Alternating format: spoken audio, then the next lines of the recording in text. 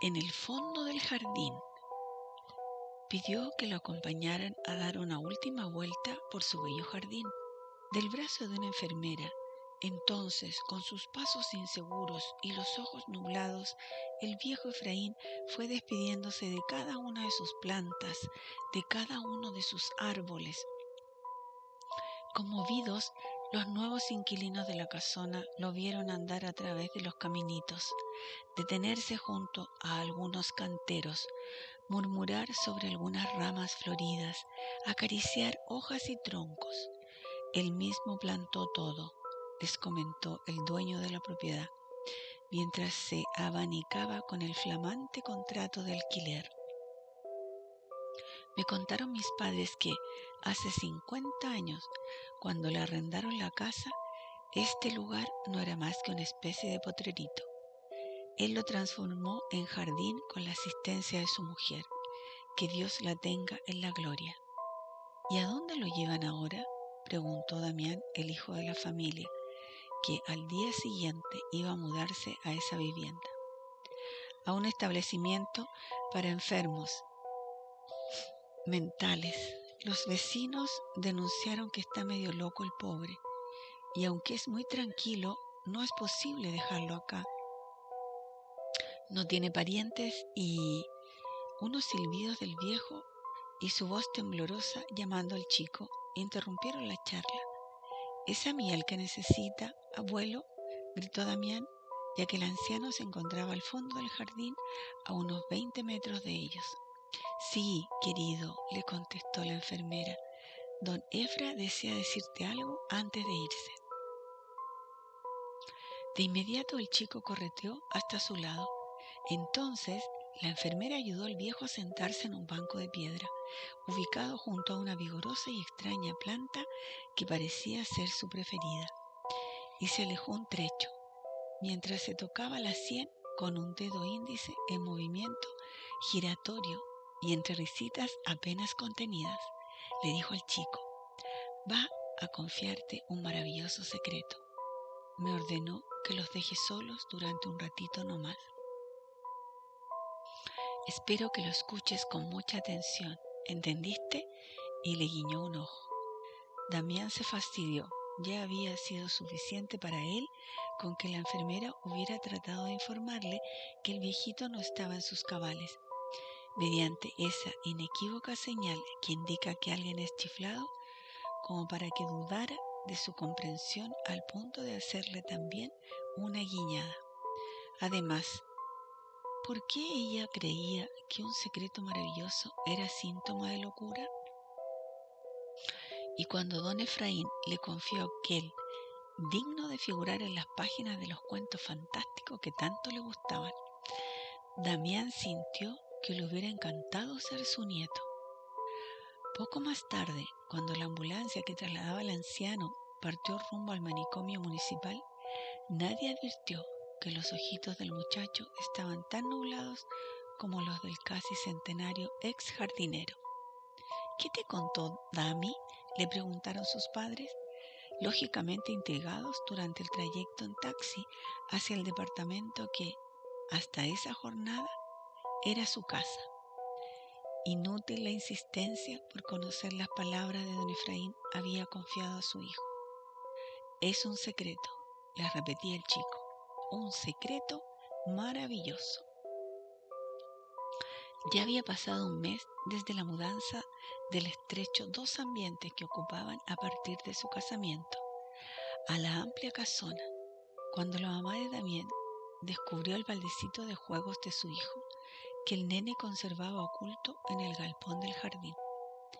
Entre las mangueras estaba, tapado con una lona, abajo de la estantería donde habían quedado las herramientas, los frascos de fertilizantes vegetales y los tachos de abono de don Efraín. Se dio cuenta de que el nene lo había escondido intencionalmente al ver el contenido. No pudo reprimir una exclamación de horror al comprobar que el balde estaba lleno de sangre. «No hay secreto maravilloso que valga, Damián. Papá y yo estamos furiosos, y aunque nunca te pegamos, te juro que yo misma voy a sacudirte a zapatillazos en la cola hasta que nos cuentes qué significa esa sangre fresca que recolectaste en tu balde. ¿Y de quién es? ¿Y para qué diablos la pusiste ahí en el galpón? ¿Y por qué? La madre estaba muy inquieta tras el impresionante hallazgo. El padre, de miradas amenazantes, de esas que duelen como latigazos, acaso mucho más efectivas que cualquier discurso, cuando uno transita la infancia y experimenta una muda impotencia frente al razonamiento de los adultos. Sin embargo, Damián resistió todo lo que pudo. Su ser se rebelaba ante la inminencia de la traición a la promesa que le había hecho a don Efraín. Su mamá empezaba a quebrar su silencio con la contundencia del cachetazo, cuando el chico no soportó más esa situación que consideraba injusta y les gritó: «Párenla de una vez, no aguanto más. Mi secreto es maravilloso y lo seguirá siendo aunque me pelen a tortazo. Pero que se no van a creerlo». Y tenía razón, aunque sus mayores no lo admitieran, porque los padres se rieron cuando por fin su hijo les refirió de pe a pa todo lo que Efra le había revelado. «Ay, Dami, ¿por qué no nos dijiste esto antes? ¡Qué amargura nos hubieses evitado! Ese viejo está loco, así que nada menos que una mandrágora te encargó que cuidaras, y la regaban con sangre de la carne que yo compro. ¡Ugh! Ahora mismo vamos a arrancar esa planta del jardín. Será muy atractiva y no es responsable de los delirios del insano, pero ya vas a ver cómo hoy se termina tu asqueante tarea. Hijo, de raíz la vamos a sacar y listo». «No, no, no la dañen, no la toquen, no», gritaba Damián, a la par que sus padres se dirigían, palas en manos, dispuestos a desalojar de la casa al vigoroso y extraño vegetal que se erguía junto al banco de piedra al fondo. La lluvia empezaba a ablandar la tierra, como para simplificarle la tarea de remover de su sitio al añoso ejemplar verde.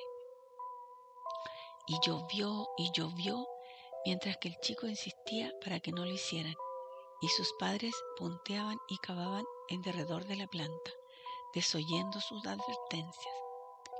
Cuando la policía llegó a la casona y allanó el domicilio, convocada al lugar por el vecindario que se había alarmado al escuchar los gritos de Damián, primero, y otros escalofriantes y no humanos después, entremezclados con los del matrimonio, se las tuvo que arreglar como pudo ante tamaño espanto. De piernas y torsos semi hundidos en el barro del fondo del jardín que habían removido, medio enredados entre el follaje de una planta que mostraba al aire sus raíces, y estrangulados por sus ramas, yacían los padres del niño, y él desmayado sobre el pasto, próximo a sus cuerpos y con una mueca de terror en los labios. «Pero, ¿qué caracho pasó acá? Esto es un miserable yullo», opinó el comisario a cargo de la investigación del misterioso episodio. Sin embargo, se asombró muchísimo cuando observó la raíz que reproducía con exactitud las formas del esqueleto de un hombre. El caso fue caratulado como muertes dudosas. Sin embargo, los médicos forenses habían asegurado que allí lo único dudoso, y muy, era el motivo que las había causado. Si bien no podía negarse que ambos esposos habían sido víctimas de sendos ataques al corazón, repentinos y fulminantes, no lograban convencerse de la causa de esa versión de Damián, disparatada como pocas. Damián, único testigo visual de lo ocurrido, solo pudo contar lo que le había tocado, por desgracia, presenciar, recién una vez que se recuperó, en parte, del tremendo shock nervioso bajo cuyos efectos lo había encontrado la policía.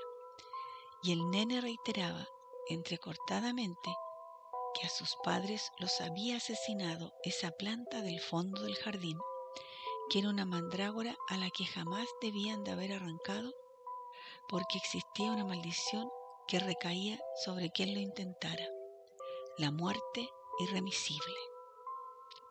Los vecinos, en tanto, dijeron que no solo habían oído los desesperados gritos del chico y del desdichado matrimonio, sino otros espantosos como de ultratumba. «Eran los de la mandrágora», repetía Damián alterado. «Lanzó un aullido de los infiernos cuando mis padres tiraron con fuerza y la sacaron de raíz. Es una planta mágica. Pregúntenle a don Efraín». La policía consideró prudente no acosar más al pequeño, que fue entregado a la tutela de sus tíos. El comisario, entre tanto, continuaba intrigado por toda la historia, y a pesar de que sabía que iba a interrogar a un demente, decidió visitar a don Efraín. El viejo se mostró muy consternado cuando se enteró de la tragedia. Dijo una cantidad de incoherencias y lloró bastante hasta que estuvo en condiciones de referirse a la maldita planta. Claro que era una mandrágora. Ignorantes, ¿por qué se burlan de mí? ¿Acaso no murió el matrimonio cuando quiso arrancarla? Nunca, nunca debieron hacerlo. Y eso que yo le dije al chico que ¿la habrá regado con sangre cada 3 días tal como le indiqué? No, yo no la planté. Ya crecía entre los matorrales del fondo cuando alquilé aquella casa. La reconocí de inmediato y alerté a mi mujer acerca del peligro que representaba si tratábamos de arrancarla, pero también de la salud y felicidad que traía a quien la atendiera amorosamente. Y fue ella la encargada de regarla hasta que la perdí a mi pobre vieja. 3 veces por semana lo hacía, exprimiendo carne de vaca, de chivo, de murciélago, de lo que consiguiéramos, porque antiguamente su tierra era fertilizada con los hilos de sangre que caían desde la boca de los ahorcados. Esa misma sangre que la había hecho brotar por primera vez como por arte de magia. Sus raíces albergaron las almas de los ajusticiados allí. Por eso tenía que ser intocable.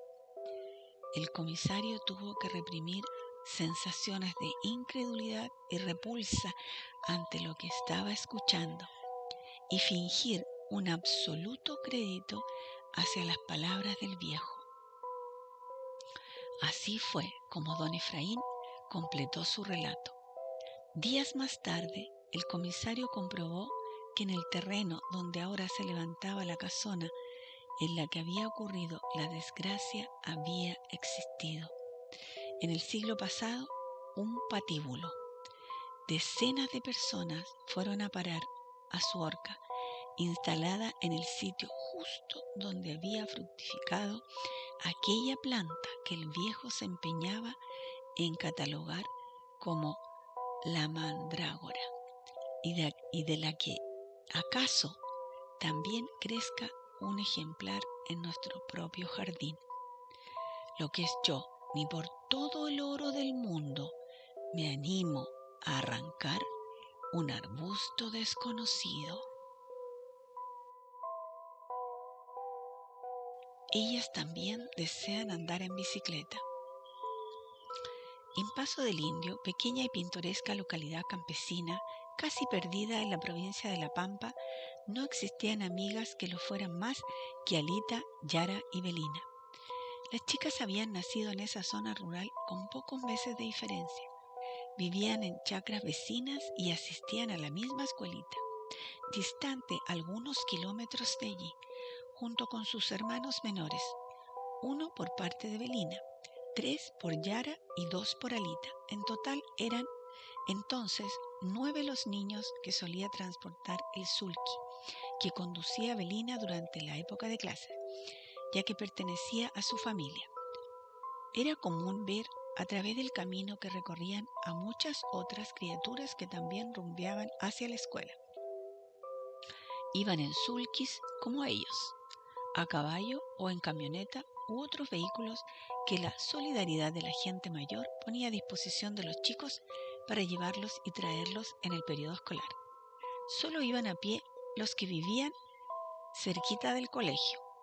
Por eso, a Belina y su grupo le llamó la atención encontrar, a la mitad del trecho, entre las granjas y la escuela, a ese muchachito desconocido que andaba solo, en la dirección que ellos llevaban. Era muy temprano aún como para salir de paseo. Además, jamás lo habían visto antes. ¿Quién sería? En Buenos Aires ya empezaron las vacaciones, dijo Alita. Seguro que es pariente de algún chacarero que vino a pasar una temporada por acá. Sí, seguro que es porteño. ¿No se fijaron en la facha? Tenía razón Alita. Por el aspecto podía adivinarse que no era de esos pagos. Anteojos para sol, jean y zapatillas de marca que ellos únicamente conocían por los avisos de la televisión, más una campera llena de etiquetas con palabras impresas en inglés. Fácil saberlo.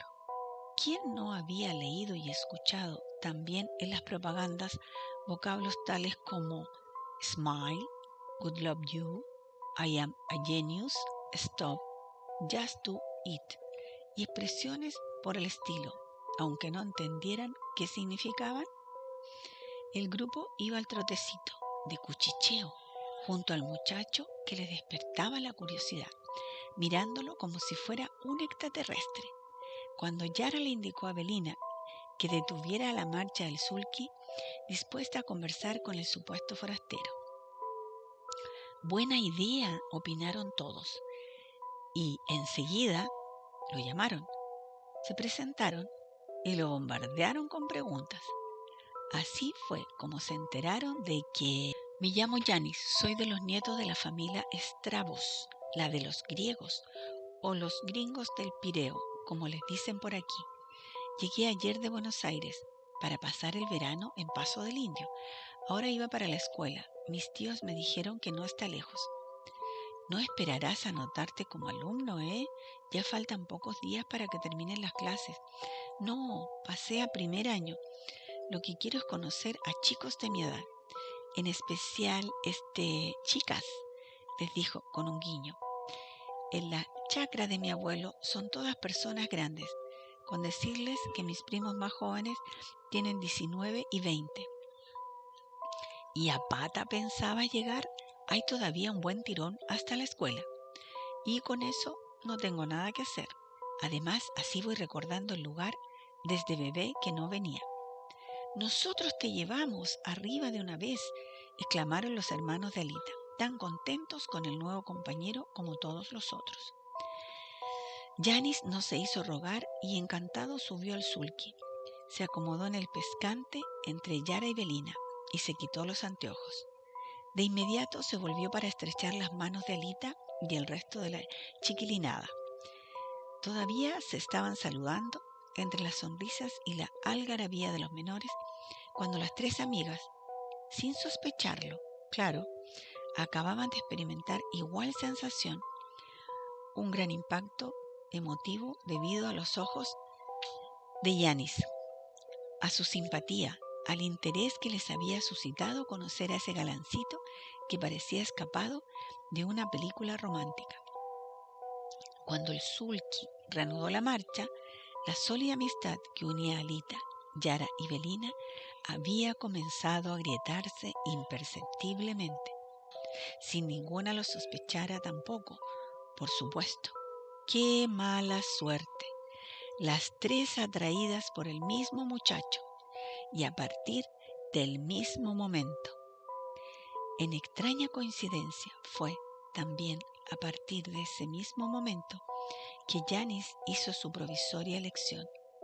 De las tres, pensaba, la que más me gusta es Alita. Y decimos provisoria elección porque solo se transformó en segura algunos días después, cuando el muchacho ya había frecuentado a casi todas las chicas lugareñas de más o menos su edad y estaba convencido de que su corazón latía únicamente al compás de Alita. Se lo confesó. Ella, a pesar de su carácter introvertido, de ser bastante pudorosa, lo escuchó con el alma de fiesta, aunque no le dijo nada. De todos modos, no era necesario. En sus miradas podía leerse los hermosos sentimientos que la unían al porteñito. Yara y Belina, verdes de celos, no conseguían evitar su disgusto por no haber sido ellas las conquistadoras de las preferencias de Yanis. Poco a poco, y sin que Alita comprendiera bien por qué, ambas fueron distanciándose efectivamente de ella, aunque no perdían ocasión para mortificarla con comentarios maliciosos. Ese regresa a Buenos Aires y nunca más se acuerda de tu cara, tonta. Ignoramos qué te atrae de Yanis. La verdad, nosotras no le daríamos ni 5 de bolilla. Así que te estás tragando todas sus mentiras. ¿Qué se va a casar con una pajuerana ese porteño engrupido? Fanfarronea, nena. Atenas de luna de miel. ¡Qué bárbaro! Si no vas a volverle a ver el pelo, no bien finalicen las vacaciones. Te juego lo que quieras, dormida. Ja, qué ingenua esta niña. Se cree que porque le regaló una pila de postales de Grecia y ese bolso lanudo de allá, ya tiene el pasaje asegurado para viajar con él. Dentro de 1000 años. Porque no serás tan caída del catre como para no darte cuenta de que no pueden casarse ahora, a los 12 y 13 como tienen, ¿no? Alita, compungida, apenas sí atinaba a defenderse del injusto ataque de Belina y Yara. Lenguas viperinas las de ustedes. Menos mal que son mis amigas. ¿Y quién piensa en el matrimonio? Soñamos, sí, los dos. ¿Por qué no?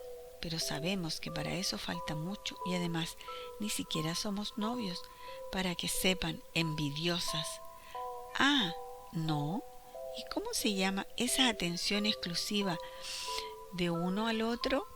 Si a la legua se les nota que están enamorados. ¿Acaso Yanis lleva a alguna otra chica a pasear en su bicicleta? La bicicleta, una flamante bicicross traída de Buenos Aires. Los paseos que Alita daba con él, ubicada en el asiento trasero, ese instalado sobre la rueda posterior. Las idas y vueltas al pueblo a través del extenso camino arbolado que los separaba de la zona de las chacras. El verlos partir alegres a la hora de la siesta y regresar casi al atardecer con el canasto delantero del rodado repleto de flores silvestres. Los paseos en bicicleta era lo que más rabiosas ponían a Yara y Belina, fantaseando, como fantaseaban, con aquellas excursiones a dúo, eran lo más parecido a un tránsito por el paraíso. Y bueno, muy equivocadas no estaban. Lo cierto es que Yanis y Alita disfrutaban de aquella suerte de picnics sobre 2 ruedas, tanto como del sol y de la felicidad de estar juntos al aire libre. En su cotidiano viajecito hasta el pueblo, un modesto caserío de única calle principal que se estiraba a lo largo de 3 cuadras, y en las vueltas por la campaña acostumbraban a realizar una especie de mini turismo. Alita era entonces la guía que, orgullosa de paso del indio, no olvidaba sitio alguno para mostrarle a su amigo. Los más importantes, claro, esos admirados por ella y por su comunidad, como el predio de don Cosme, el apicultor, por ejemplo, con su infinidad de abejas a las que se dedicaba con tanta paciencia, o el ombú casi centenario de la chacra de los Morel, o la tiendita de artesanías de doña Ignacia, o la caballeriza de sus vecinos, donde también criaban caballitos enanos, o la fuente cantarina de la plaza del pueblo, o el sendero bordeado de cipreses que conducía al cementerio, y este mismo, tan delicadamente cuidado y florido, o el monumento a los labradores, o la estatua del sembrador, o ese remanso a orillas del lago de Paso del Indio, que sí podía considerarse un retazo del paraíso y a donde solían pasar algunos ratos.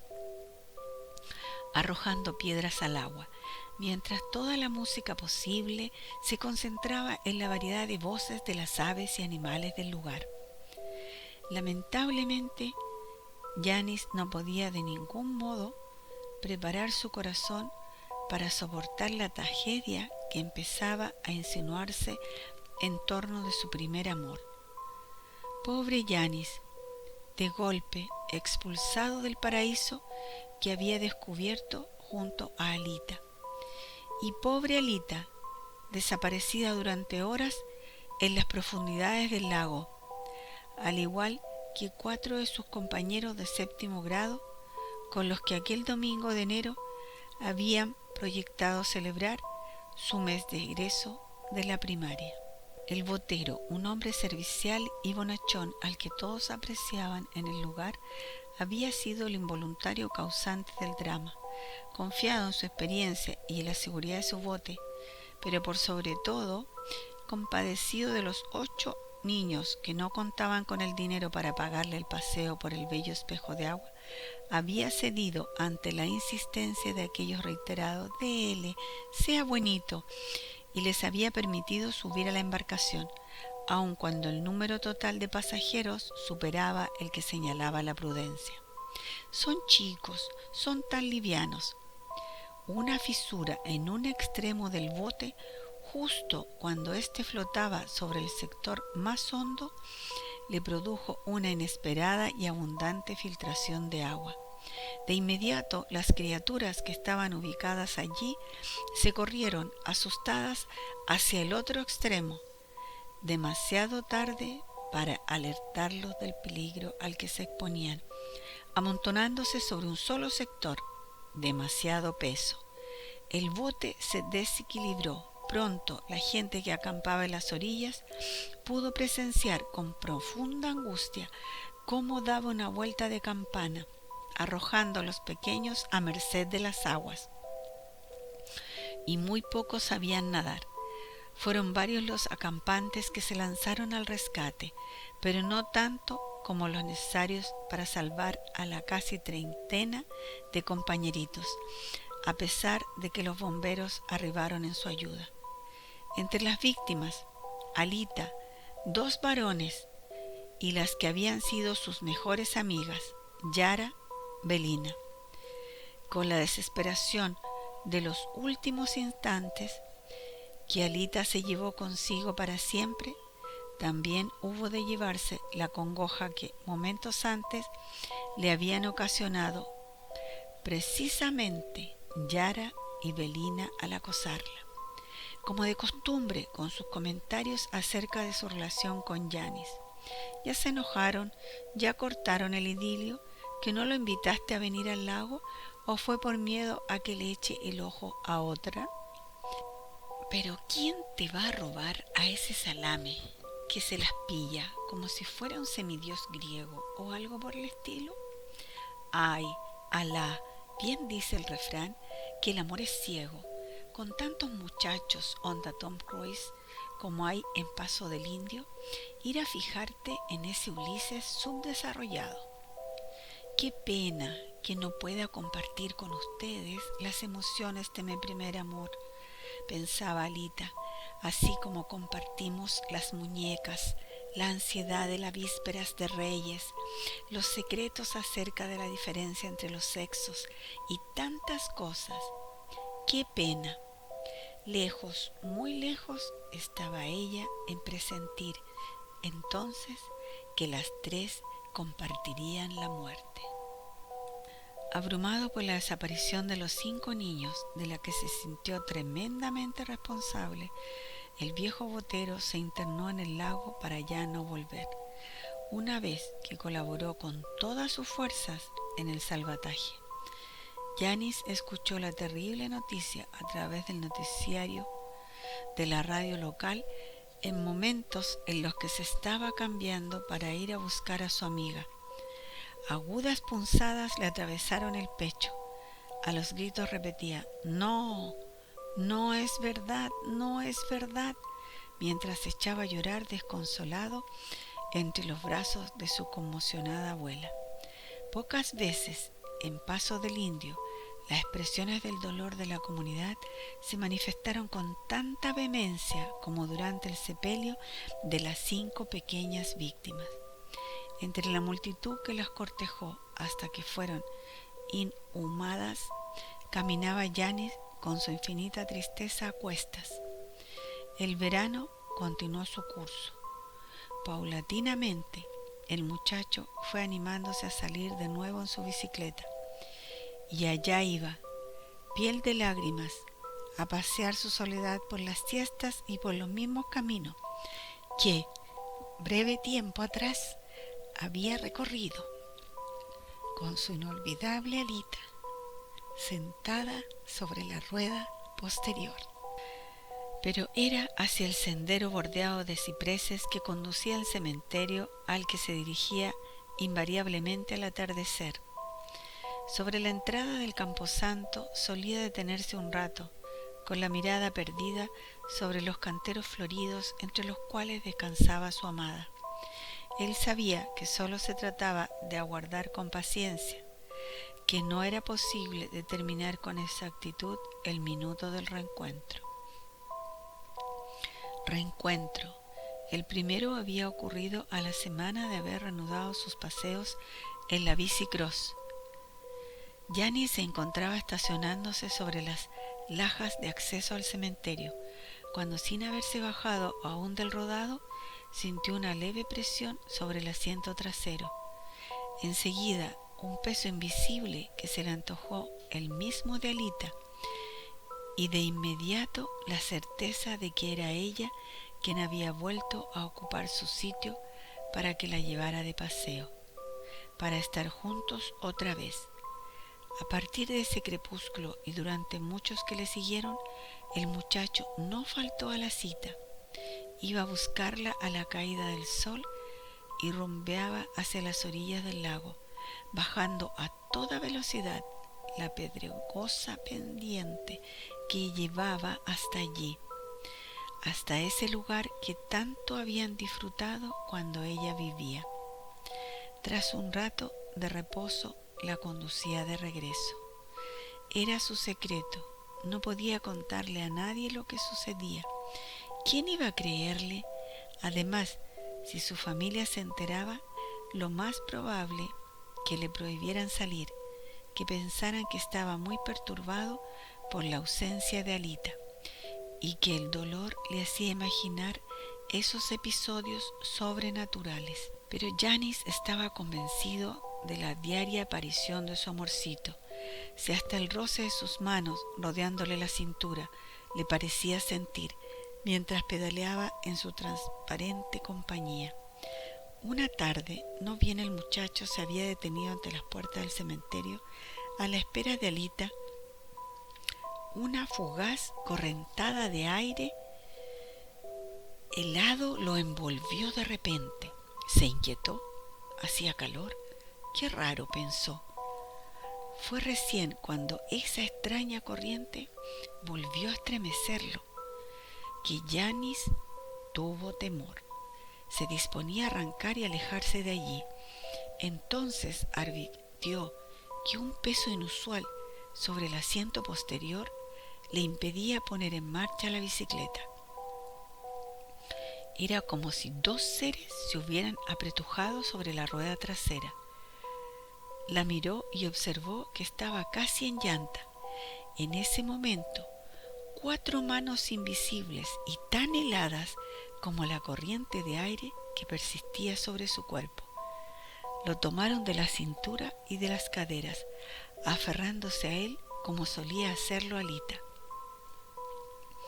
Intentó nuevamente partir de allí, temblando de miedo. En vano, no podía pedalear con semejante peso a sus espaldas.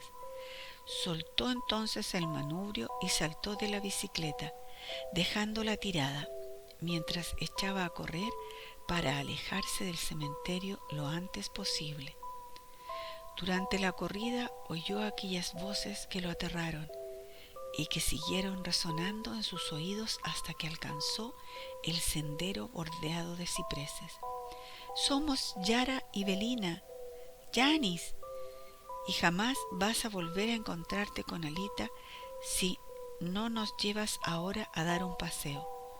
Nosotras también queremos andar en tu bicicleta. Ahora, ahora mismo. Janice, Janice. Al día siguiente, y acompañado por sus primos, a los que horrorizado les contó por fin lo sucedido. El muchacho regresó al cementerio para recuperar la bicicleta. Era una cálida mañana que marcaba la despedida de las vacaciones y el inminente retorno del chico a Buenos Aires. El cuidador del lugar le dijo que sí, que él había encontrado una bicicleta, pero no en la puerta. Muy sorprendido, cuando Janice le mintió que la había dejado allí porque se le había pinchado la goma trasera. El hombre le aseguró que la había hallado adentro del cementerio, frente a 2 sepulturas muy próximas entre sí. Los primos de Janice le pidieron que les indicara esas tumbas. Fue entonces cuando, disimulando su horror, ellos y sobrecogido de espanto Janice, los 3 comprobaron que se trataba de las sepulturas de Yara y Belina. El cuidador no pudo entender por qué le regalaron la flamante bicicross hasta que, sin contárselo a nadie para que no lo tomaran por loco, él mismo la destruyó. Semanas después, la había visto desplazándose sin nadie al volante, con los pedales girando en el vacío y a través de los caminitos del cementerio, durante una luminosa medianoche de luna llena. La Luisona. El empresario Jerónimo Nosiglia regresó a Buenos Aires de uno de sus frecuentes viajes de negocios a la provincia de Entre Ríos trayendo una niña. Al verlo llegar a su piso de la Avenida del Libertador en compañía de esa criatura, su mujer puso el grito en el cielo. Con Hilaria, la tota y honoraria puedo arreglármelas muy bien para el mantenimiento de esta casa y de la del country. Pero Jerónimo, ¿cómo se te ocurre que esta nena, que jamás salió de Diamante, va a servir para algo más que para complicarme la vida? Otra para cuidar, como si no tuviera suficiente con nuestros 3 chicos. Es muy trabajadora, querida, ya vas a ver. Los padres me la confiaron por casa y comida. Tienen un batallón de hijas los pobres. Además, Teté, a fines de marzo la llevo de vuelta a su provincia. Estoy seguro de que puede darte una mano en la atención de la beba durante las vacaciones y está acostumbrada a cuidar chicos. ¿No es cierto, Luisona? La chica entreterriana, que hasta ese momento lo había pasado mirando la punta de sus zapatillas y de reojo a la dueña de casa, asintió con un leve movimiento de su cabecita morena. ¿Te comieron la lengua los ratones?, le preguntó. Tendrías que responder sí, señor, o no, señor. Sí, señor, dijo entonces, mientras apretaba contra su pecho el bolso que contenía sus escasas pertenencias. ¿Y qué más?, insistió Teté. ¿No vas a contarme nada? Si te interesa trabajar para nosotros, tengo que saber tu nombre, tu edad. Me llamo Luisa, señora, pero me dicen la Luisona, porque soy muy alta para los 10 años que tengo. También a 2 de mis hermanas las llamas la Inesona y la Martona, en vez de Inés y Marta. Ellas son todavía más altas que usted, y eso que apenas tienen 17 y 18. ¡Qué notable sí que creciste, Luisona! ¿Eh?, le dijo la señora, sorprendida. Mi hijo Patricio es de tu misma altura, y eso que le falta poco para cumplir los 14. Bien, te voy a mostrar dónde vas a acomodarte por esta noche. Mañana partimos para el country. ¿Qué es el country, señora? Teté le explicó. Un lugar muy grande en las afueras de la capital, donde está ubicado. Es casi como el campo. Allí tenemos una casa para ir los fines de semana o pasar las vacaciones, como este verano. Como mi beba es recién nacida, no nos pareció prudente irnos al mar. Como siempre, el country es un predio de cuantiosas hectáreas rodeadas por alambrados de púa. Muchísimas familias construyeron hermosas residencias allí. Es una pequeña ciudad en medio del verde. Muy vigilada, ningún peligro, con decirte que hasta tenemos patrulla de seguridad durante todo el día y... Ah, ya entiendo, dijo la Luisona de repente. El country es como una cárcel linda, ¿no? El matrimonio Nosiglia se rió ante este comentario de la nena. Después de todo, ellos también a veces sentían la vaga sensación de encontrarse en una prisión de jerarquía. Tantos eran los controles para el acceso y la salida y las medidas de vigilancia que se aplicaban en el Country Club Tierra Galana del que eran socios. Simpática la mocosa, opinó Teté, no bien la Luisiana se retiró de la sala con una de las mucamas. Yo sabía que te iba a caer bien. Sí, Jerónimo, pero ¿dónde va a dormir allá en el country? En la pieza que comparten la Tota e Hilaria ya no cabe un alfiler, y ni pensar con ponerla en la habitación de Honoria. Su única exigencia es el cuarto privado. ¿Te olvidaste? Tenemos 4 vestuarios con baño en los alrededores de la pileta de natación. Con que dispongamos de 3 nos basta. Al otro le agregamos un catre y listo. ¿Y no tendrá miedo de dormir tan alejada de la casa? Será alta, pero es chica. Miedo, la Luisona. Si vieras cómo vive en Diamante y donde el diablo perdió el poncho. El vestuario se le va a antojar la suite de un hotel 5 estrellas, Teté. A la mañana siguiente, víspera de Navidad, los Nosiglia partieron rumbo a Tierra Galana.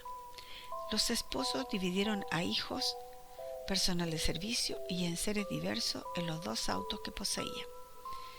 En el de Teté iban Honoria, Hilaria, la Luisona y Milagritos, la recién nacida, plácida en su coquetísimo Moisés. En el de Jerónimo, Patricio y Alfonso, los hijos varones. La Tota, la mucama menor, más arco y flecha, los bravos dogos blancos de la familia.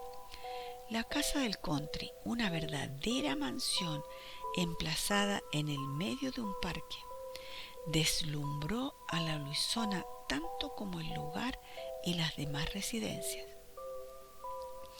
Le parecía asombroso que cierta gente contara con semejantes viviendas solo para usarlas durante los fines de semana o las vacaciones.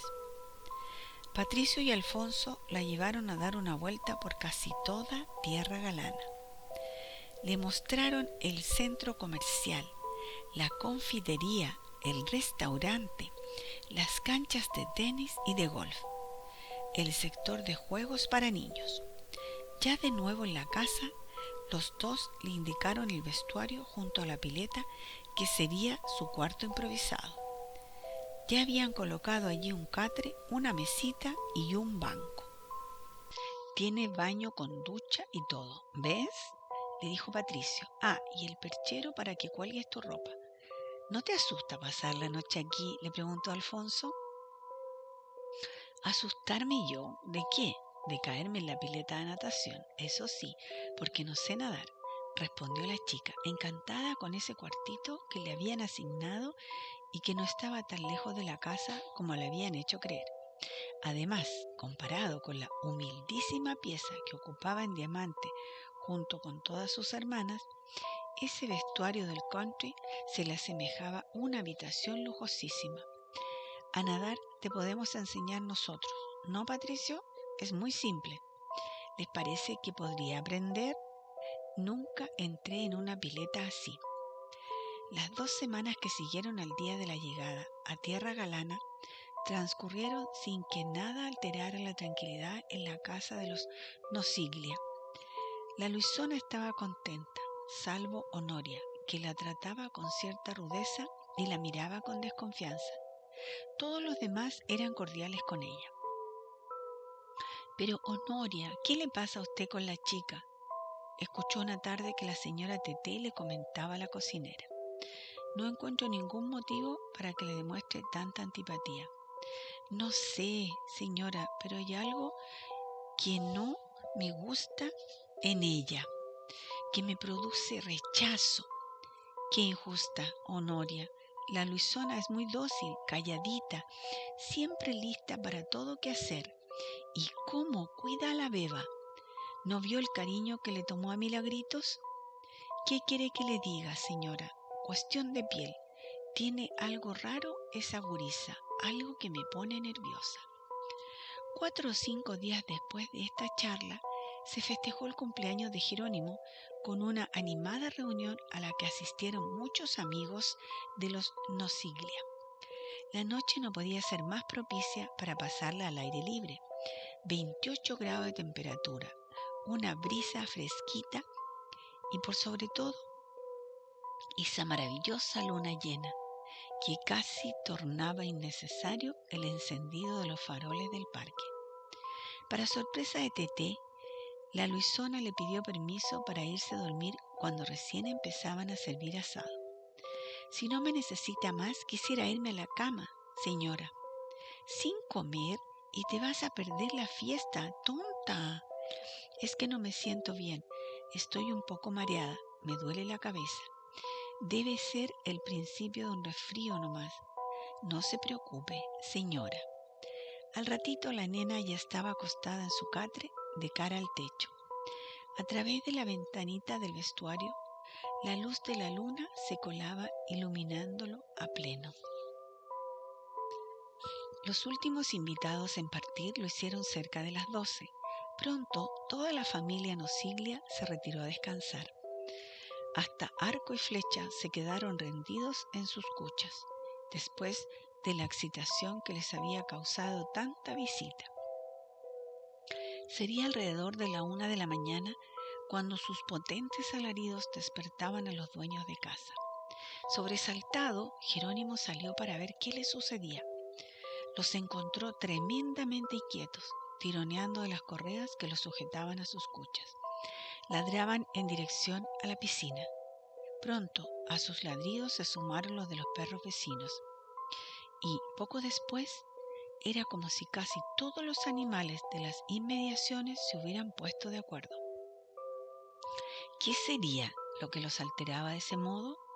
Jerónimo volvió a encender los faroles del parque, soltó a Arco y Flecha, y con ellos anduvo de aquí para allá, tratando de descubrir la razón del comportamiento de sus dogos. Lo mismo hicieron algunos vecinos y, por supuesto, también el personal de vigilancia. Ninguno advirtió nada fuera de lo común. Sin embargo, los perros recién cesaron de ladrar cuando ya amanecía. Bien entrada la mañana, uno de los custodios de Tierra Galana se presentó casa por casa para comunicar que se llevaría a cabo una reunión de todos los socios mayores de edad. Los esperaba en la confitería, recomendándoles muy especialmente que no dejaran de asistir, ya que debía de informarles algo muy importante. Señoras y señores, les anunció más tarde, cuando la confitería del country se encontraba repleta de gente. Lamento decirles que esta madrugada ha ocurrido un hecho inexplicable y no me refiero únicamente al coro de ladridos que escuchamos. La familia Bonardi, la de la casa ubicada en la esquina de las calles Algarrobo y Nogal, hizo una denuncia que nos llena de estupor y preocupación. Su perro y los 3 conejitos de su hija aparecieron muertos en el corralito que ocupaban en los fondos de su residencia. Los 4 presentaban profundas dentelladas en la zona de los cogotes, como si un perrazo los hubiera atacado. Además, varios tachos de basura de esas calles se encontraron revueltos, con sus desperdicios diseminados de modo tal que es claro que alguien recogió restos de comida entre ellos. y desechó lo que no era comestible. Además, y les ruego que tomen esta noticia con reserva, ya que proviene de un testigo de 6 años, un horroroso animal fue visto merodeando por esa zona. La niña contó que se despertó al oír gruñidos debajo de su ventana. Al asomarse, gritó, muerta de miedo, al ver una especie de chancho gigante, totalmente negro, una mezcla de cuerpo de caballo con lobo, algo así como un monstruo que se movilizaba en 2 patas y que huyó entre las sombras del jardín de su casa. Por supuesto, registramos todo el country y se redobló la vigilancia. Sin embargo, no logramos dar con la fiera. Les sugiero estar alertas, en particular durante las noches. Ya en su casa, Jerónimo y Teté les contaron a sus hijos y domésticas lo que había ocurrido y les aconsejaron extremar las precauciones a partir del atardecer. Como la Luisona continuaba en su cama del vestuario, descompuesta, con fuertes dolores de cabeza y somnolienta, fue la misma Teté quien se le acercó a conversar para informarla del hecho y llevarle algunos remedios. Estarás insolada, nena, demasiada pileta justo a la hora de la siesta. Ya les repetí 1000 veces a Patricio y Alfonso que te enseñen a nadar alrededor de las 6 y ahora vas a quedarte en reposo hasta que te repongas por completo. ¿Entendiste? Enero concluyó sin que, por fortuna, volviera a reiterarse otro episodio tan desagradable como el del ataque del supuesto monstruo. Recobrada la paz en Tierra Galana, lo sucedido entró a formar parte del anecdotario del lugar como algo inexplicable. En la residencia de los Nosiglia, las jornadas también tornaron a la normalidad. Milagritos estaba cada día más gorda y saludable. La Luisona ya sabía nadar, y Patricio y Alfonso mejoraban aceleradamente en sus clases de tenis. Otra que Vilas y Clerc se decían orgullosos en el torneo juvenil de fines de febrero. Seguro que matamos, no hay otro dúo como nosotros. La noche correspondiente al principio del torneo de tenis Intercountry, Teté y Jerónimo salieron junto con sus pequeños deportistas rumbo a las canchas de un club del campo vecino. Hilaria y la Tota aprovecharon esas horas libres para ver la tele y Honoria se fue a su habitación, dispuesta a adelantar su tejido como cada vez que se le presentaba algún tiempito sin tareas. La beba dormía desde temprano, bien satisfecha tras su última mamadera. Hacía rato que la Luisona se había ido a su cuarto. Llevaba una pila de revistas que le había prestado Patricio, aunque pensaba que no iba a leer demasiado, doliéndole la cabeza como le dolía. Además se sentía muy ansiosa sin saber por qué. Pronto apagó el velador del vestuario y dejó que la luz de la luna, de una nueva y hermosa luna llena, ocupara el recinto. Exactamente a la medianoche, cuando todos los relojes marcaban las 12, Arco y Flecha empezaron a ladrar desafortunadamente. Como los Nosiglia aún no habían vuelto, Honoria animó a Hilaria para que saliera con ella al parque, ambas armadas con escobas, mientras la Tota vigilaba detrás de un ventanal con la orden de telefonear a la policía si sus compañeras no regresaban enseguida.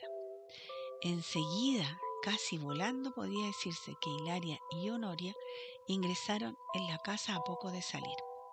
Estaban tan aterradas que no acertaban a contar lo que había sucedido. La Tota temblaba a la expectativa de ese relato que cuanto más se demoraba, más la empujaba al borde de un ataque de nervios. Pálida, muy pálida, fue Honoria quien acertó a hablar primero. Hilaria lloraba, desesperada. Arco y Flecha ya no ladraban, aunque sí los perros del vecindario, con el mismo vigor de aquella otra noche de mediados de enero. La bestia, murmuraba Honoria, la bestia salvaje, ese monstruo negro y peludo mató a los togos. A dentelladas, disparó a través del parque hacia la calle, no bien se dio cuenta de nuestra presencia. Aulló y nos mostró sus increíbles colmillos ensangrentados antes de escapar. Ya no tengo dudas, lo vi con mis propios ojos. Es un Lobizón. Vamos, rápido, telefoneen a vigilancia. Hay que atraparlo. Todos corremos peligro. Está endemoniado. Necesita matar. Escasos minutos después, una patrulla recababa información en la casa de los Nosiglia, mientras que otros dos rastrillaban el country a la casa de la insólita fiera. Cuando Jerónimo y su familia retornaron al hogar, escucharon la versión de Honoria y de repente pensaron en la Luisona. «Pobrecita», clamó Teté, «estará paralizada de horror en ese cuartito.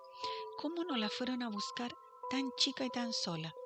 Entonces Jerónimo y dos custodios se dirigieron hacia el sector de los vestuarios. La puerta al que ocupaba la niña no estaba cerrada con llave, pero ella no se encontraba allí. «Dios mío», gemía Teté al enterarse, «que no le haya ocurrido una desgracia». Toda la gente del country pensó esa noche en vilo a la espera de novedades. Ni rastros de la fiera, pero tampoco de la nena. La familia Nosiglia casi se desmaya de alivio cuando vieron a la Luisona atravesar lentamente el sendero de entrada a la residencia, ya próximas las 6 de la mañana. Volvió muy demacrada, con un susto tal que le impedía hacer otra cosa que sollozar. Sus ropas estaban desaliñadas, con restos de barro, al igual que sus piernas y zapatillas, manchas de tierra sobre la carita y los brazos. Su largo pelo, en total desorden, parecía haber sido protagonista de la más truculenta de las películas. La tota la ayudó a bañarse, la cambió, la peinó. Hilaria le sirvió el desayuno. «La Luisona tiene que descansar ahora», opinó Teté. «Está bajo los efectos de un terrible shock.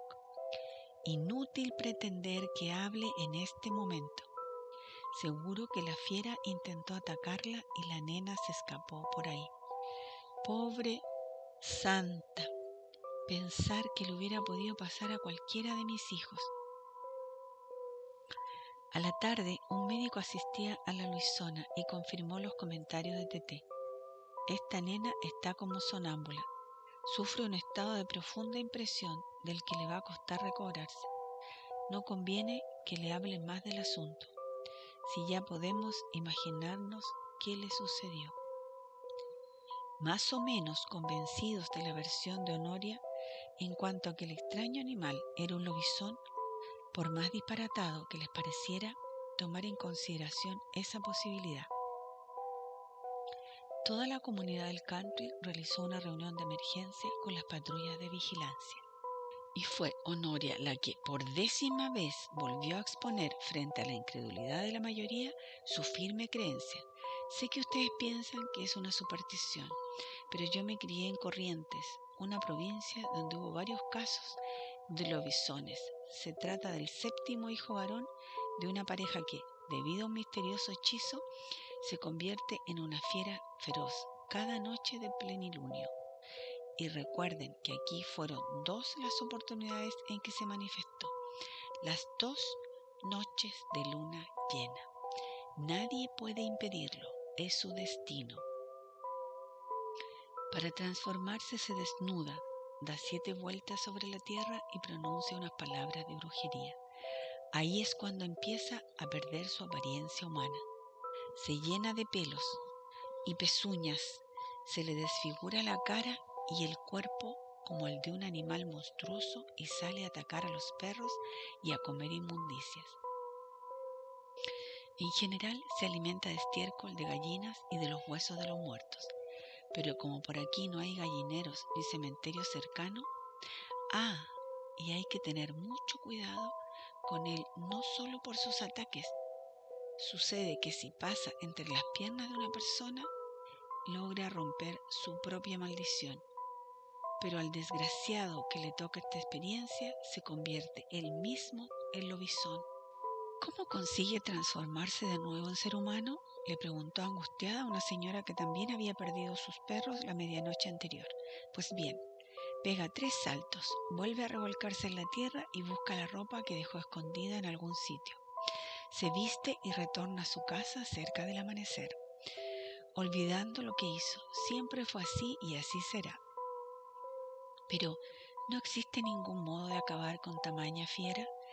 Sí, prosiguió Honoria, hay dos métodos infalibles. Uno, herirlo con un facón bendecido que tenga el mango y la hoja en forma de cruz. El otro, dispararle una bala de plata también bendecida. Después de la reunión de emergencia, los socios del country se pusieron de acuerdo con el equipo de vigilancia para procurarse armas blancas en forma de cruz y escopetas munidas de balas de plata.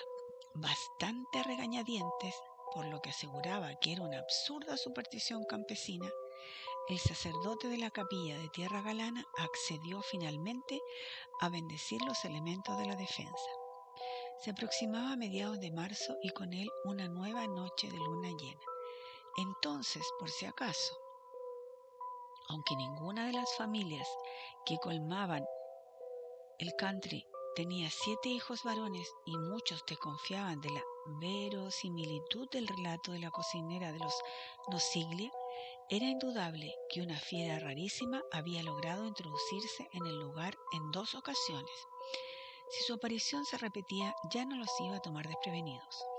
Tampoco, pensaban, era cuestión de irse y dejar Tierra Galana a merced de las depredaciones de quien, Lovisión o no, había demostrado su gran peligrosidad. Debían capturarlo antes de que se terminaran las vacaciones. ¿Y Luisona?, le preguntó Teté a la niña mientras ésta se encontraba jugando con la pequeña Milagritos.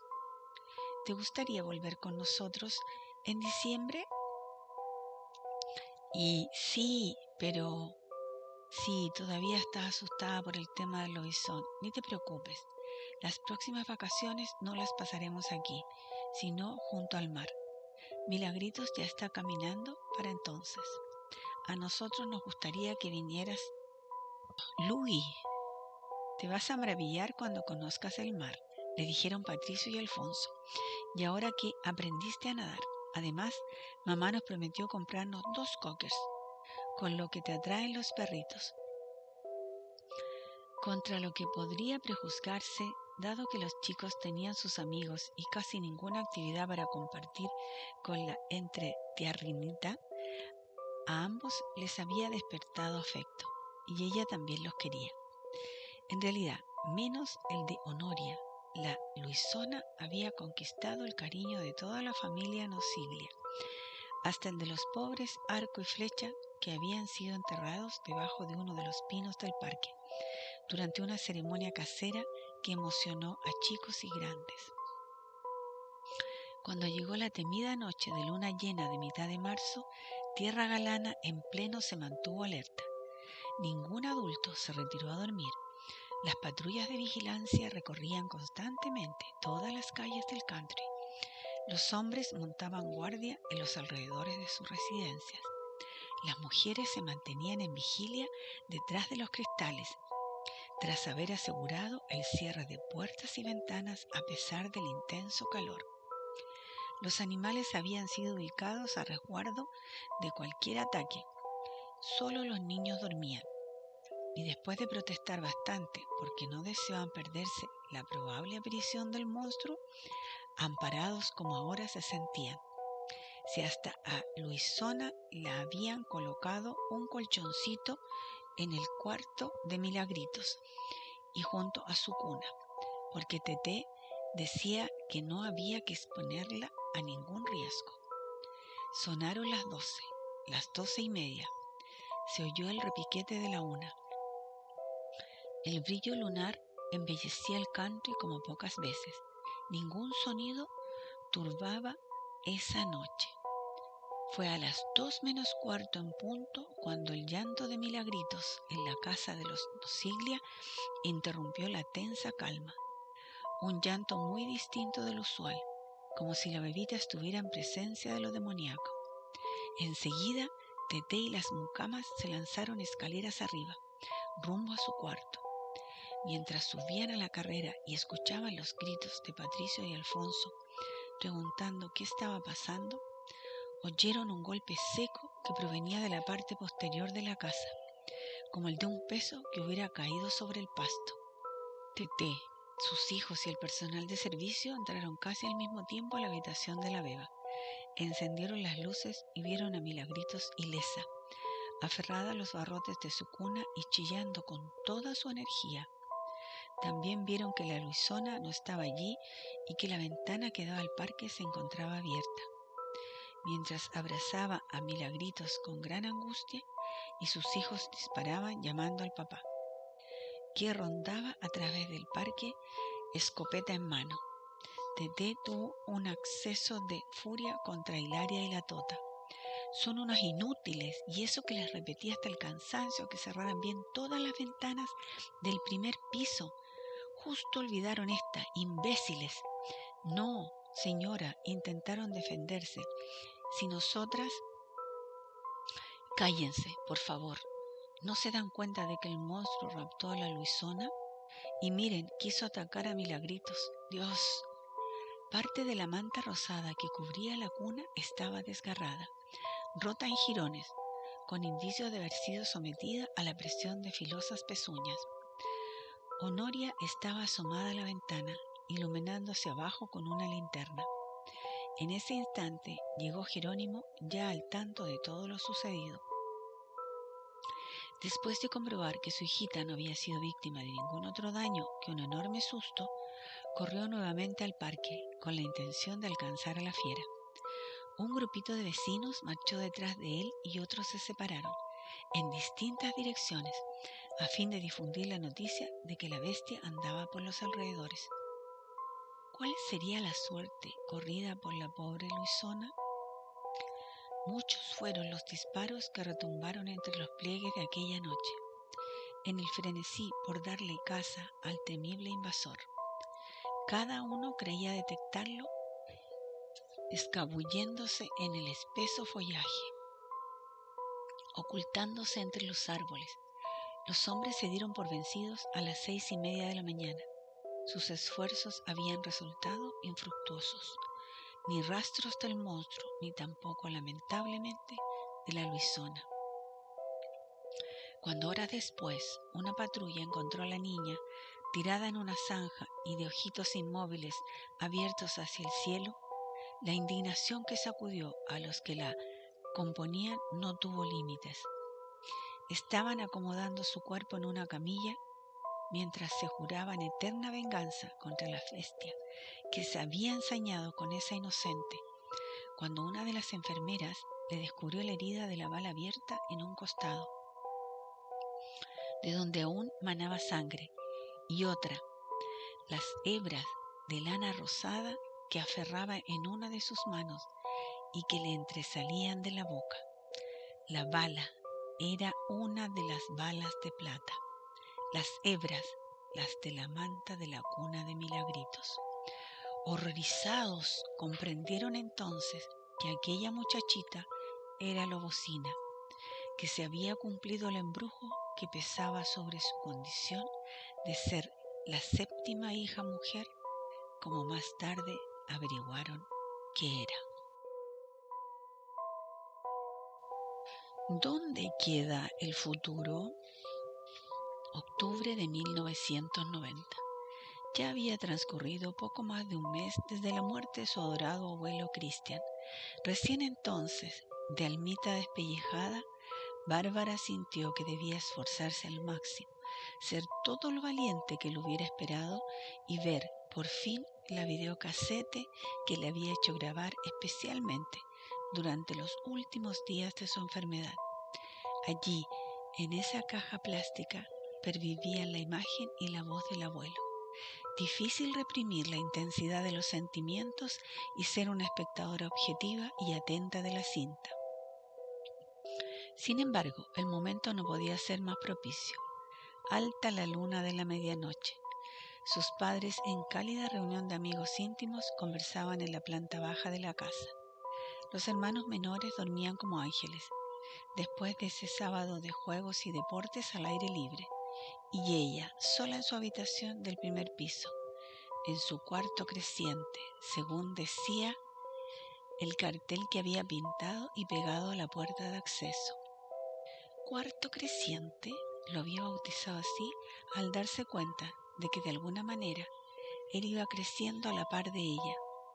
No en dimensiones, claro, reflexionaba Bárbara, pero como lo ocupo de mi nacimiento, se va modificando al compás de mi ritmo interior. ¿Cuántos cambios le tocó experimentar en estos 12 años? Bien se nota en las fotos que mami fue tomando aquí. De la especie de enorme cuna acolchada que era al principio, casi se convirtió en una sucursal del jardín de infantes después, en casa de muñecas más adelante, celosamente protegida de la invasión de mis hermanitos varones, hasta transformarse en este tipo de simulador o cabina casera de semilla de astronauta, que es ahora. Como dice papi al observar la suma de póster con dibujos del universo que empapelan las paredes, los colgantes que reproducen el sistema solar en miniatura, las frases célebres acerca del tiempo y del espacio que transcribí en cartulinas y adosé a las puertas del placar, el diminuto televisor con video reproductora, mi teléfono de acrílico transparente, el Walkman y sobre todo la supercomputadora, la amiga electrónica del abuelo Christian, la formidable procesadora que me regaló poco antes de morir y que tanto insistió para que yo aceptara. No porque no me trajera poderosamente, nada de eso, pero me resistía a enfrentar la idea de que él estaba despidiéndose para siempre, que me la dejaba como herencia, que con ella iba a recibir yo. También su silencioso trabajo de años, bajo la factura de un montón de disquetes llenos de programas imaginados por él en torno al tema que a ambos nos apasionaba, el futuro. Bárbara, una entre mis 8 nietos, pero ninguna como ella, más adecuada para recibir este legado, digamos, cibernético. Nadie que lo merezca tanto, había repetido el abuelo por entonces para fundamentar su sentir ante lo que parte de la familia consideraba un injusto favoritismo. ¿O acaso no le fascina, como a mí, todo lo que es posible descubrir alimentando la inteligencia artificial de mi amiga electrónica?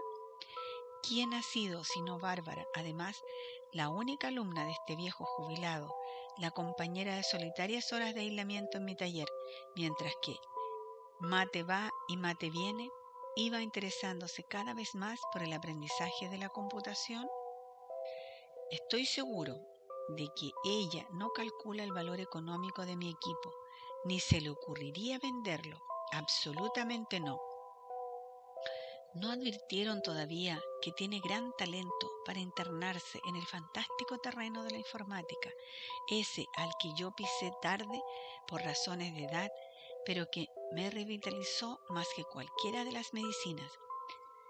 Y bueno, si creen que es mi preferida, tómenlo así, que si a las afinidades entre las almas les llaman preferencias, no voy a ser yo quien los convenza de otra cosa. Pero no ignoren que Bárbara es una de las concurrentes más aventajadas del curso de computación de su escuela. Sobresaliente, dijeron sus profesores, y ya formó su propio grupito particular. ¿Lo olvidaron?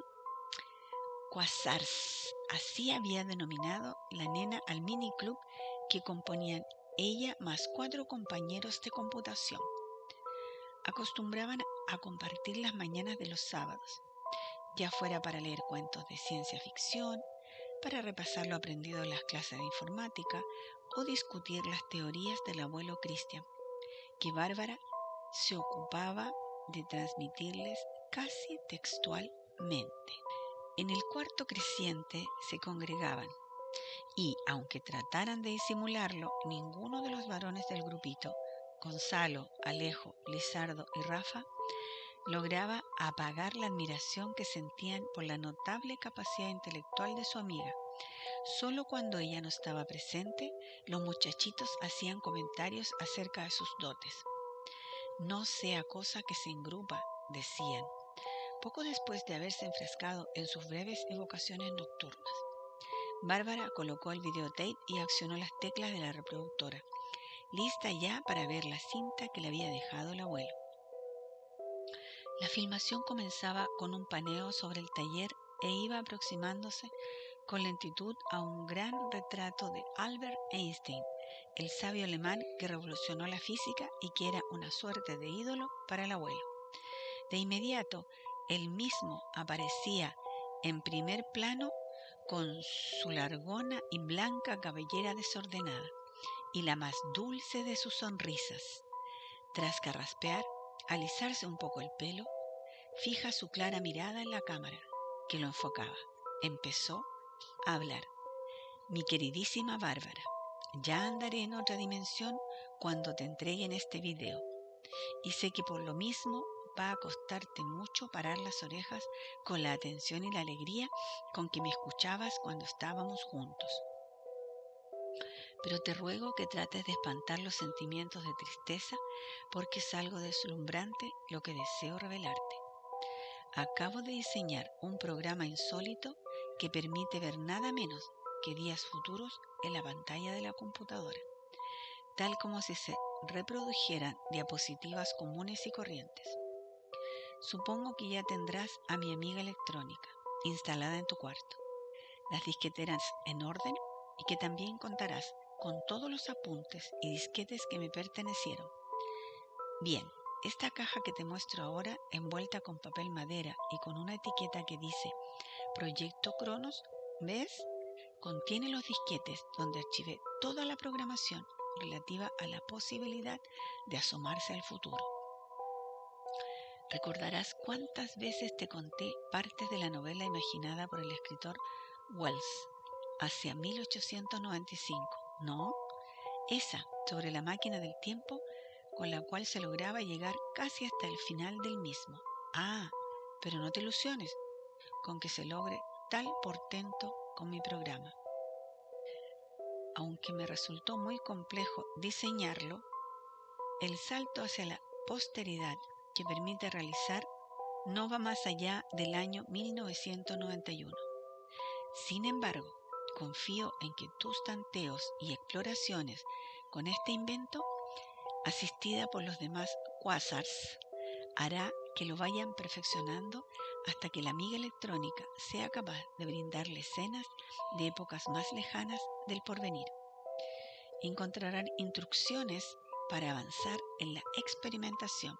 Te repito que las imágenes son fijas, pero increíblemente nítidas. Una confidencia a modo de anticipo. Me enternecí viéndote con Alejo durante septiembre del año que viene. Tal vez ni siquiera lo presientas, pero seguro que será tu primer novio, Barbarita. Ejem. Lo que presencié me lo reservo. Aunque te advierto que no deberás indicarle a la computadora ese mes en presencia de tus amistades, si es que te interesa guardar el secreto de tus amores. Bien, como el día de hoy es aún todavía y ahora es el tiempo en que el tiempo es ahora, me siento feliz de tener la oportunidad de dejar en tan buenas manos los resultados de las investigaciones de este aficionado que pronto ha de partir, con su misión cumplida, de vuelta a la base. Que tu vida sea todo lo bella que aspiro, mi querida. Te ama tu abuelo siempre. Bárbara rebobinó y fue única espectadora de la valiosa videocassette una y otra vez durante el transcurso de la semana que pasó, hasta que llegó el nuevo sábado de encuentro con el grupo Quasars. Los chicos llegaron a su cuarto con una intriga tan creciente como el nombre del lugar. No era para menos. Bárbara había excitado su curiosidad comentándoles a grandes rasgos el descubrimiento que había hecho su abuelo. Alucinante, increíble, es la proeza más grande de la inteligencia en la historia del siglo. Genial. Rafa, Alejo, Lizardo y Gonzalo no cesaban de exclamar apreciaciones por el estilo de las recién citadas a medida que iban comprendiendo el proyecto Cronos. Cuando resolvieron que ya podían animarse a probarlo, la ansiedad dominaba a los 5 amigos por igual, sobre todo a Bárbara. Y fue ella quien encendió la computadora y Alejo quien cargó todos los disquetes, de acuerdo con la numeración progresiva de sus etiquetas. Para instalar el sistema del proyecto, Rafa, quien releía los apuntes que indicaban cómo debían operar, Lizardo, el que pulsó la clave de acceso, y Gonzalo, quien tecleó el último enter para que aparecieran en la pantalla aquellas palabras. Bienvenidos, Proyecto Cronos. El compañero intergaláctico, Christian Lang, tiene el placer de presentarles la serie de instrucciones a seguir a fin de que quien lo disponga pueda viajar al año que viene, o sea, a 1991. Entonces se produjo un alboroto entre los quasars. Cada uno de ellos quería ser el primero en contestar los datos que se los solicitaba desde la pantalla. Indique mes, día, hora, lugar geográfico del año 1991 al que desea trasladarse sin moverse de su sitio. Agregue las precisiones que estime imprescindibles. Al fin, caballeros, no obstante su escasa edad, los muchachos convinieron en cederle el primer turno a Bárbara. A continuación, ellos también eligieron fechas y lugares sin discriminación, aunque la mayor curiosidad se les despertaba a conocer el futuro de ellos mismos y sus familiares. Claro, indescriptible el asombro ante las escenas que se proyectaron en la pantalla de la computadora. Azorado, pudieron contemplar el nacimiento de la hermanita de Gonzalo, que se aguardaba para febrero de 1991. El triunfo del equipo de fútbol escolar del que Rafa era capitán y cuyo partido final estaba agendado para mayo. Un paseo turístico por Roma, efectuado por los padres de Alejo y que habían planeado para agosto.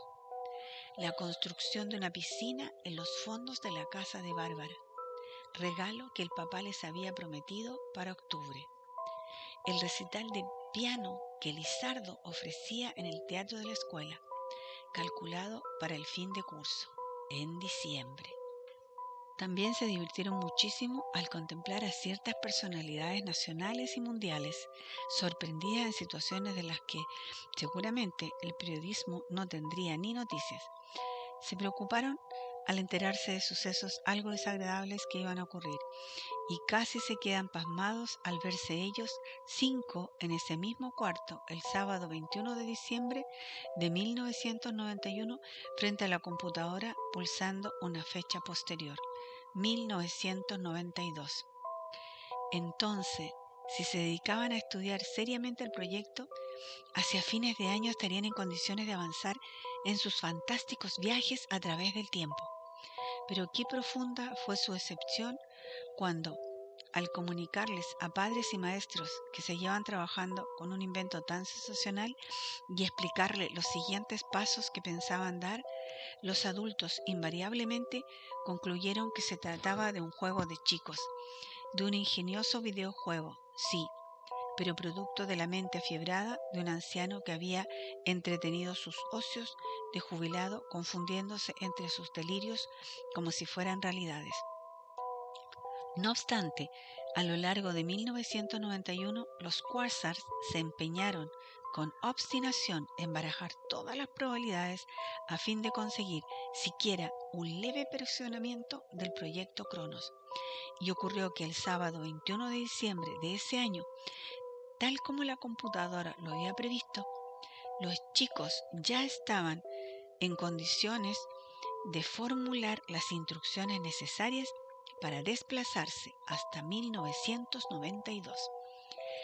Desde ese importantísimo adelanto hasta poder ubicar en la pantalla el año 1995, solo mediaron algunos meses más de absoluta dedicación a la tarea en común que los atrapaba.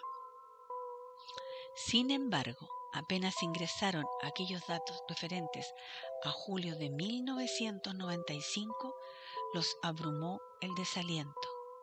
¿Habremos cometido errores en los cálculos?, dijo Bárbara. No puede ser que en la pantalla no aparezca nada. ¿No estará fallando la computadora?, opinó Alejo. A ver, déjenme a mí, intervino Lizardo. Voy a introducir unas instrucciones muy generales y precisas. Por ejemplo, ya está. Supongamos que queremos trasladarnos al día 1 de enero de 1995 y contemplar el planeta Tierra desde el espacio, como si fuéramos astronautas. Gonzalo pulsó las teclas que hacían falta al dictado de Rafa, que era el más cuidadoso para anotar por escrito los datos con que después debían de alimentar a la computadora. Entonces, tras unos instantes de tensa expectativa, la máquina empezó a mostrarles una especie de astro desconocido junto a la familiar Luna, el famoso satélite terráqueo. Desconfiando de la corrección de sus instrucciones, los chicos las revisaron exhaustivamente hasta tener la certeza de que no se habían deslizado equivocaciones. Ampliaron la información requerida por las dudas y de inmediato insistieron con el tecleo. Una sensación de horror los unió cuando, finalmente, se convencieron de que la Tierra ya no estaba en donde debía, que era aquel extraño astro que escoltaba a la Luna. Consternada, Bárbara reprodujo la orden de Alejo, pero pulsó las teclas de modo de trasladarse sucesivamente a septiembre, octubre y noviembre de 1994 e indicó que aparecieran en pantalla distintas zonas del mundo. Las imágenes que se registraron ante sus ojos los paralizaron. Misiles oscureciendo los cielos, ciudades en ruina, millones de cadáveres diseminados aquí y allá, océanos negros y desbordados, lluvias como ácidos devorando los bosques, hongos radiactivos arrasando todas las regiones del planeta. De repente, aquellos titulares de diarios en diversos idiomas contuvieron la respiración hasta que leyeron en castellano. Los movimientos internacionales en favor de la paz lamentan de corazón su fracaso en las negociaciones tendientes a firmar el cese de hostilidades entre las superpotencias. Lamentan que la ilimitada estupidez humana y su ciega ambición hayan puesto a nuestro planeta al borde de un colosal estallido nuclear. De producirse será el fin de la Tierra. Los científicos pacifistas han anunciado que explotará en miríadas de partículas para convertirse en un satélite de nuestro propio satélite, la Luna.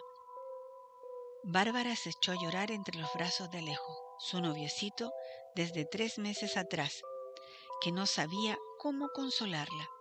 Él también estaba aterrado ante la perspectiva de ese futuro tan cercano.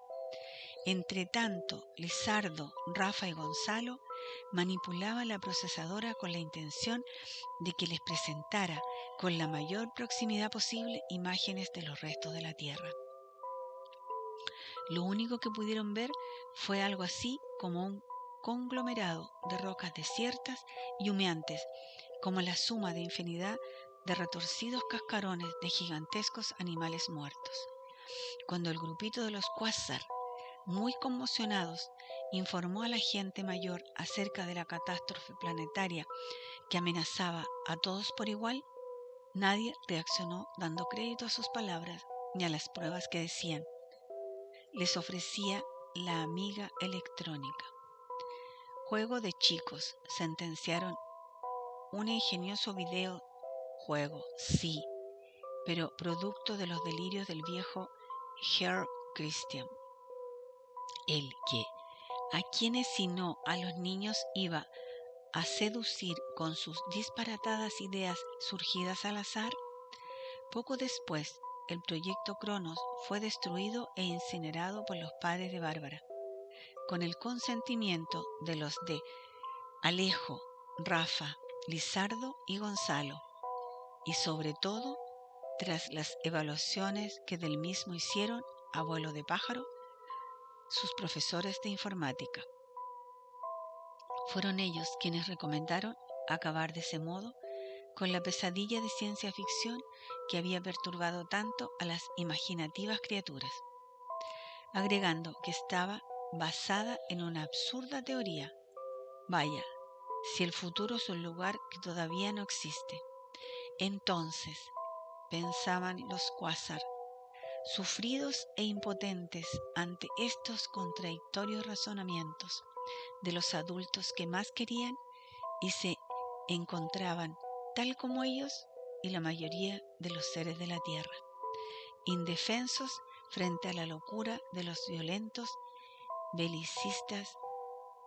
Si el futuro no existe, aún es posible dedicar todas las energías para evitar una nueva guerra mundial. ¿El día de hoy es todavía o no? Epílogo. Romanza de cierre para queridos monstruos.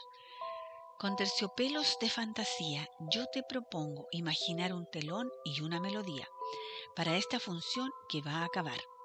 Espero que mucho haya gozado tu corazón, igual que el mío, con el pánico desatado, con cada temblor o escalofrío. El rey de lo macabro asegura: no existe un monstruario mejor que este de horribles aventuras, con vidas que van de mal en peor. A la noche tendrás pesadillas, un espanto de diversión, sentir miedo, qué maravilla. Y ahora que caiga ya el telón. Cinturones a aflojar. Terminó el viaje, pero hoy lo vas a soñar. Junta coraje. Firmado el fantasma de la ópera. Y aquí, queridos amigos, terminamos este cuento. Espero que les haya gustado.